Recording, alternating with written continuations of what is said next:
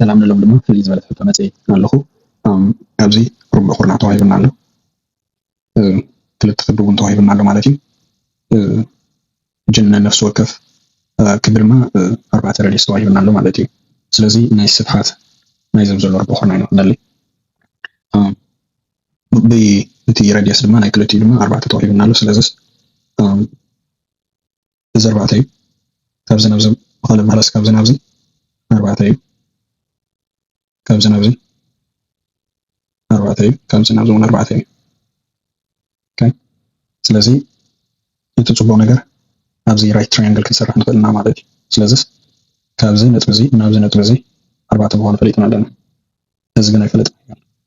ክንደይ ምዃኑ ስለዚ ንዓኹም ክንደሊ ትራያንግል ክንሰርሕ ኣለና ማለት እዩ ራይት ትራያንግል ድማ ከምዚ ጌርና ክንሰርሕ ኢና እቲ ትራያንግል ኣብዚ ንሃሊ እጂ ንኣብነት እዚ ሲ ንበሎ እዚ ድማ ኤ ንበሎ እዚ ድማ ቢ ንበሎ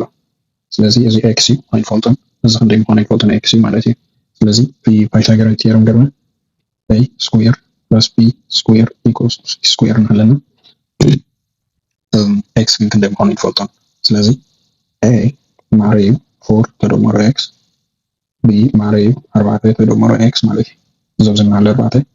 ተደምሮ ኤክስ ኣብዚ ንሃለ and c is going to be 8 ምክንያቱ እዚ 4 ስለዝኾነ እዚ ድማ 4 ስለዝኾነ 4 ተደምሮ 4 8 በቃ እጂ እንታይ ክንገብርና እዚ ኣብዚ ዝናሃለና ናብዚ ክነእትዎ ኢና ማለት እዩ ቀዳማይ ነገር ክንገብርና እዚ 4 plus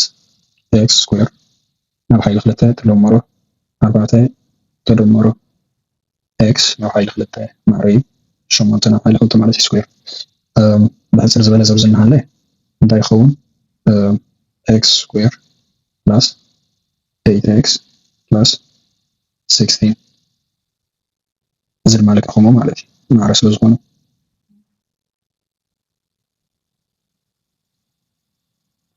ይኸውን ክንደይ 8 ናብ 2 ክኸውን ከሎ ክንደይ 64 ማለት እዩ ካብዚ ብምቕፃል እቶም ሓደ ዓይነት ዝኾኑ ብሓንሳብ ክንእክቦም ንኽእል ኢና ማለት እዩ ስለዚ 2x square plus 16x plus 32 16 ተደምሮ 16 32 ማለት እዩ 64 ከም ዘለዎ ይፀንሕ እጂ እዚ ናብዚ ክነስቅሮ ኢና 32 ስለዚ እዚ ወዲኡ ኣሎ ዝተርፈና 2x square plus 16x ማር እዩ 32 እጂ ብክልተ ክንመቅር ንኽእልና ማለት እዩ ስለዚ x square plus 8x ማር እዩ 16 ስለዚ ንኤክስ ክንሰርሕ ንኽእል ኮይና እዚ ናብዚ ሓደ ወገን ክነውፅእ ኣለና ማለት እዩ ስለዚ x square plus 8x minus 16 equal to 0 እጂ ክንገብርና እዚ ኳድራቲክ ኢኩዌሽን ክንጥቀም ንኽእልና ማለት እዩ ኳድራቲክ ኢኩዌሽን ድማ እዚ ይመስል x ማር እዩ minus b plus or minus square root of b square minus 4ac divided by 2a ተጽቡቕ ነገሩ a ማር እዩ እንታይ ክኸውን 1 b ማር እዩ ክንደይ 8 and c is going to be negative 16 ኣብዚ ንሃሎ ማለት እዩ ኣብዚ ይሆን ኣሎ ስለዚ ካብዚ ብምቕድም ንኽእል ንኤክስ ክንሰርሕ ንኽእል ማለት እዩ x ማር እዩ minus 8 plus or minus square 8 square minus 4 1 negative 16 ኣብ ላዕሊ ክልተ ክራባሕ ብሓደ እዚ ድማ ከም ዘለዎ ይቕፅል ኣብዚ እንትኸውን እዩ 64 ተደምሮ 64 ኣብ ላዕሊ 2 ናብዚ ንኸይድ እጂ ኔጌቲቭ 8 ጎደሎ 8 ተደምሮ ዝጎደሎ ኣብዚ ንሃለና ማለት እዩ እዚ 128 ይኸውን 64 ተደምሮ 64 ኣብ ልዕሊ 2 እጂ ካብዚ ብምቕፃል እዚ ናብ 2 ክንመቕሎ ኢና እዚ ኣብዚ ንሃለ ናብ 2 ክንመቕሎ ኢና እዚ ክኸውን ኣለዎ 64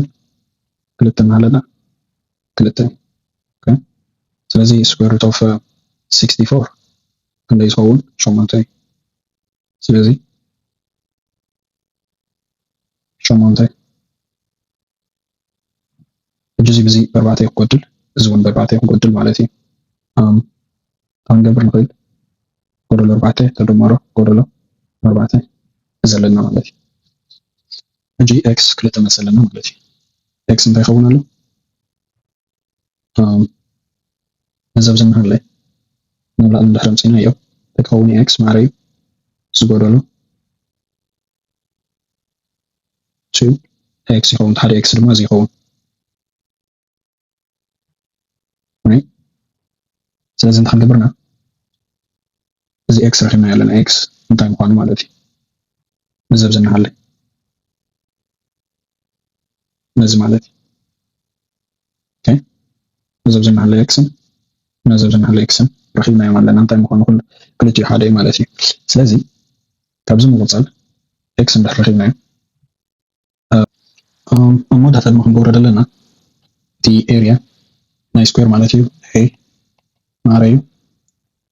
ናይ ስኩዌር ክኸውን ማለት እዩ ስለዚ ኤክስ እዚ ምዃኑ ፈሊጥና ኣለና እዚ ኣብዚ እናሃለ እዚ ክንገብሮ ንኽእል ኤ እናሃለ ማይነስ 4 ፕላስ 4 ስኩዌር ሩት ኦፍ 2 ፕላስ 4 ይኸውን ማለት እዩ እዚ ስኩዌር ክንገብሮ ንኽእል ኢና ኣብ መወዳእታ እዚ ክመፀና ዝኽእል 4 ስኩዌር ሩት ኦፍ 2 እዚ ክመፅእ ዝኽእል ስለዚ ናይ መወዳእታ ኤርያ ክኸውን ዝኽእል ማለት እዩ 16 ክራባሕ ብ2 ማዕረ እዩ 32 እቲ ናይ መወዳእታ መልሲ እዚ